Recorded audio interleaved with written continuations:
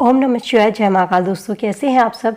ईश्वर से प्रार्थना करती हूँ कि आपके घर परिवार में सुख समृद्धि हमेशा बनी रहे और भगवान शिव का ढेर सारा आशीर्वाद और प्यार आप सबको मिलता रहे।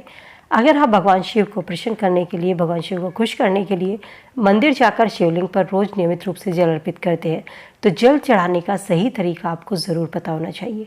शंकर पर जल चढ़ाने का नियम बड़ा ही विचित्र है। मंदिर में जाकर भगवान शंकर को जल हमें बैठकर चढ़ाना चाहिए या खड़े होकर चढ़ाना चाहिए, आज की इस वीडियो में हम जानेंगे।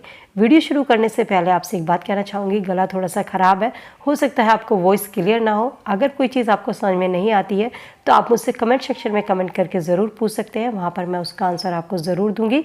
तो चलिए वीडियो शुरू करते हैं। और ये सब जानने के लिए मैं आप सभी का स्वागत करती हूँ मेरे यूट्यूब चैनल सात्विक मन में। शिवलिंग पर जल हमें खड़े होकर चढ़ाना चाहिए या बैठकर। आपने मंदिर में दो तरह के शिवलिंग देखे होंगे। एक शिवलिंग होता है जो कि डमरू की आकृति का शिवलिंग होता है, नीचे डमरू जैसी आकृति होती है, और दूसरा शिवलिंग होता है डायरेक्ट जमीन पर। डायरेक्ट जमीन पर शिवलिंग जैसा कि आप स्क्रीन पर देख रहे हैं, ये शिवलिंग डायरेक्ट जमीन पर होता है और इसके ऊपर जलधारा होती है जिसमें हमने जल अर्पित किया और जल सीधे निकल गया। ये शिवलिंग होता है शक्ति शिवलिंग, जिसे हम माता पार्वती का हस्त कमल इसके सम्मुख होता है। दूसरा शिवलिंग होता है डमरू की आकृति जैसा शिवलिंग होता है, जिसमें नीचे डमरू की जैसी आकृति होती है और उसके ऊपर शिवलिंग रखा होता है।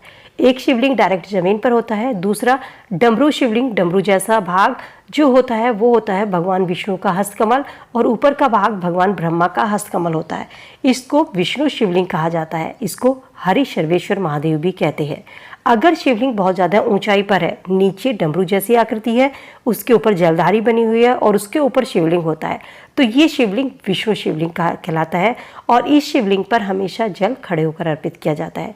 जितने भी शिवलिंग है मंदिर में, जितने भी शिवलिंग आपने देखे हैं, केवल नागेश्वर को छोड़कर, नागेश्वर में विष्णु शिवलिंग है, काशी, केदारनाथ, ओमकारेश्वर, विश्वनाथ, सोमनाथ या भीम शंकर, 12 ज्योतिर्लिंगों में केवल एक नागेश्वर में ऐसा शिवलिंग है विष्णु शिवलिंग। बाकी सभी जगह पर शक्ति शिवलिंग होता है। कहीं पर भी देखिएगा शक्ति शिवलिंग आपको देखने को मिलेगा। शास्त्र कहता है कि एक चीज़ हमेशा याद रखना, शक्ति शिवलिंग पर जल हमेशा बैठकर ही चढ़ाना चाहिए। शिवलिंग चाहे कितना भी ऊंचा हो, यदि शिवलिंग भूमि से ऊंचा है, शक्ति शिवलिंग है, चाहे उस पर आधे पर ही हाथ जाए, आधे पर ही जल चढ़े, तो जल हमेशा बैठकर ही चढ़ाना चाहिए। यदि हरिश्वेश्वर शिवलिंग है, यानी कि विष्णु के हस्तकमल पर शिवलिंग है जिसके नीचे डमरू जैसी आकृति है, ब्रह्मा के हस्तकमल है, उस पर जब भी आप जल चढ़ाएंगे, भगवान को जल अर्पित करेंगे, तो जल हमेशा खड़े होकर ही जल अर्पित करना है। और खड़े होने का भी एक सही तरीका होता है। जब आप शिवलिंग पर जल चढ़ाएं तो दोनों पैर आपके बराबर रखकर कभी भी भगवान को जल अर्पित नहीं करना चाहिए।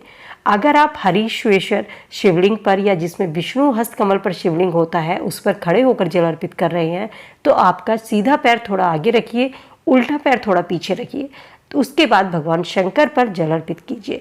जैसे आप जल अर्पित करते हैं, जैसे आपके पैर होते हैं, उसी तरीके से भगवान शंकर लक्ष्मी को आपके घर में भेजते हैं।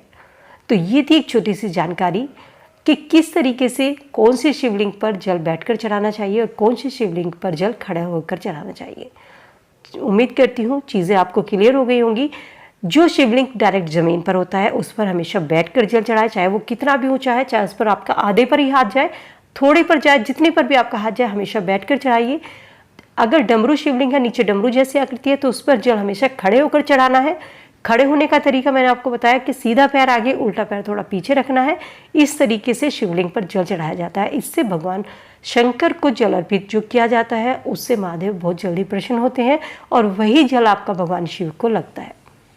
तो उम्मीद करती हूँ दी गई जानकारी आप सबके लिए लाभदायक होगी। जानकारी से आप ज़रूर लाभ उठाएंगे।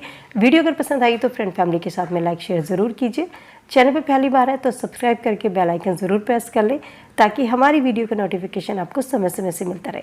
तो चलिए मिलती हूँ नई वीडियो में नई जानकारी के साथ। तब तक के लिए ओम नमः शिवाय, श्री शिवाय नमस्तुभ्यं।